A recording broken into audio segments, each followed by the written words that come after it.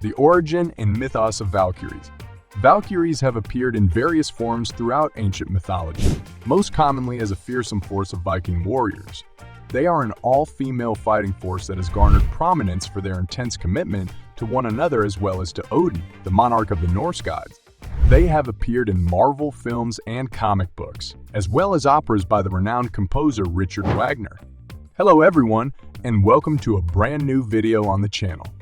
Today, we're going to talk about the origin and mythos of Valkyrie. Before we get started with the video, don't forget to smash the like button, share the video, and subscribe to the channel. Now, let's get started. They are sometimes depicted as mild and obedient, with their main duty being to defend and transport deserving deceased Viking soldiers from the battlefield to the afterlife. Even after death, they continue to serve men by bringing them meat and beer in Valhalla. The Norse afterlife. The Valkyries, on the other hand, have an immensely dark side to them, one not typically seen in popular culture, where they have enormous power over the lives of soldiers and frequently utilize grisly, blood-soaked ways to choose who prevails and who perishes. The Valkyries' various dimensions are fully filled out below. The Valkyries only rule over one world, the afterlife, where they not only assist defeated soldiers, but also sometimes become their lovers. Hell, Folkvanger, the realm of Ran, and the burial mound are among the other worlds. Freya, Odin's wife, is in charge of Folkvanger, and she keeps half of the war dead for herself before giving the Valkyries their portion. The realm of Ran is considered to be the final destination for individuals who drown at sea, whereas Hell is the final destination for those who die of old age or sickness. The burial mound is the final resting place for everyone who has died, regardless of the cause. The Valkyries first appeared in Norse mythology at an unknown time, but oral stories were passed down through successive generations before being codified by chroniclers such as the 12th to 13th century writer Snorri Sturluson. The former was based on earlier works of mythology, while the latter was based on Viking poetry lyrics. The transition from oral to written sources began in the 11th century with the advent of Christianity, culminating in the two main sources of Viking mythology, the Prose Edda and the Poetic Edda. It's unclear when the concept of the Valkyrie initially appeared in Viking mythology, but it evolved over time. They were formerly supposed to be comparable to the Kyrs, animals from Greek mythology that gorged themselves on the bodies of people slaughtered in combat. Furthermore, rather than selecting and escorting only the most deserving souls to the hereafter, the Valkyries were portrayed as death demons that dragged souls into the next world, according to world history. They grew over time into sleek, disciplined characters that embodied traditionally masculine attributes such as battle prowess and the ability to wield weapons while also expressing more traditionally feminine aspects such as beauty and grace.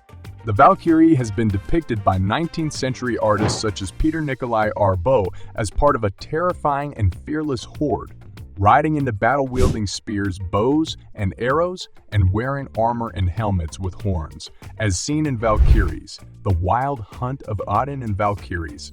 Valkyrian, as cited in Stylist. Freya, Odin's wife and Valkyrie leader, is depicted as both a peaceful maiden in flowing golden dresses with long red hair, via Mythopedia, and a warrior riding a horse through the clouds, dressed in chainmail while brandishing a spear and a spiked shield and galloping through the clouds on a spiked shield and galloping through the clouds on a black horse. Amulets and runestones discovered in Viking tombs depict the Valkyrie wearing skirts and having long, fair hair braided into ponytails or hanging loose, as well as masculine features, such as drinking beer from horns. Some of these trinkets depict Odin's Valkyries riding eight-legged horses, such as his steed Sleipnir, while others depict women dressed in gowns and aprons, allowing them to battle with sword and shield. The Valkyrie is one of several ancient legends that depict women fighting alongside men in battle. Scholars dispute the claim that Viking women fought equally alongside males in actual life, despite the fact that such women were described in both Greek and Viking literature. According to world history, women in Viking society would have needed to study swordcraft and self-defense to defend their territory while the males were away. Legend has it that the Swede Blenda of Småland slew a horde of Danish invaders after enticing them with alcohol. According to the historian Saxo Grammaticus, shield maidens also fought for the Danish side. However, the evidence for the existence of such women as warriors is disputed, despite the discovery of amulets associated with soldiers in the tombs of a number of Viking women. Furthermore, while Greek mythology included female warrior deities, there are few examples of women battling with men in ancient Greek culture, despite the fact that female warriors were described in written records left by the Romans in British and Celtic traditions. Valhalla is regarded as a late addition to the Viking afterlife concept.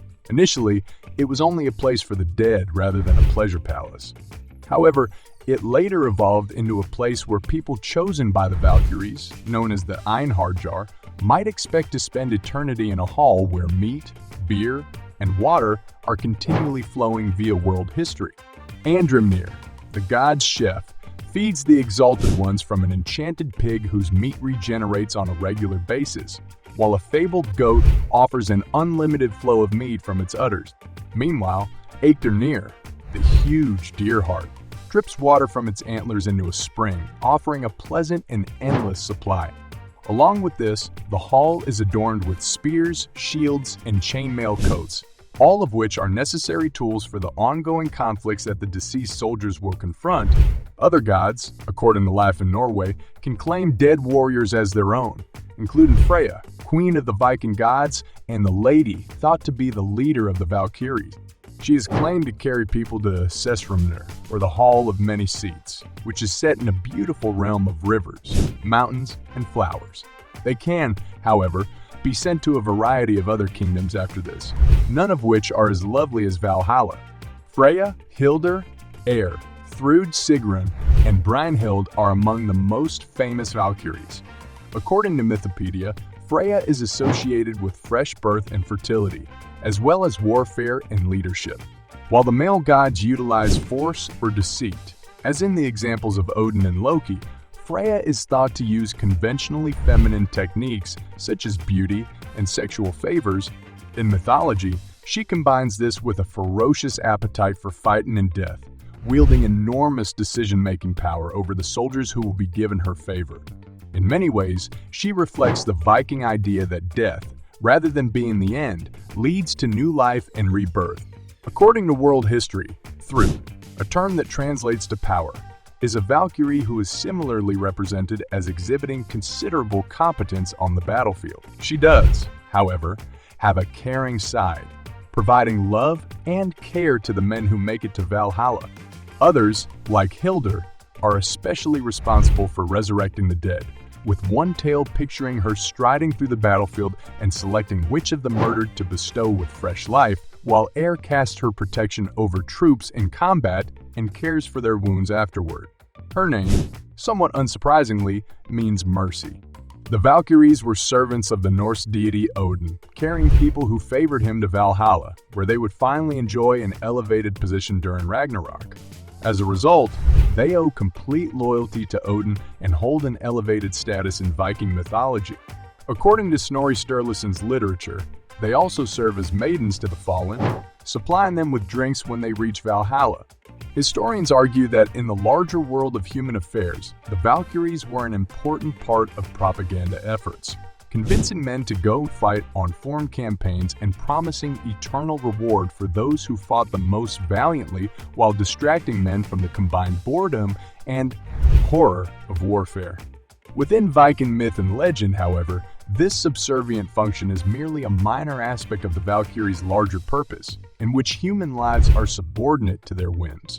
The Valkyries not only serve Odin, but also Freya, who some historians consider to be the Viking goddess of war, one who has agency over who lives and who dies, including choosing which side will triumph on the battlefield and who will be taken to be with her in Folkvangr, her realm within that afterlife.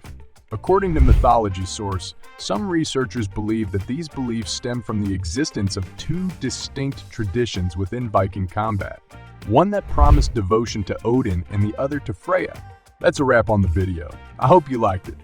If you did, let me know by giving it a thumbs up and do not forget to subscribe. Thanks for watching. See you next time.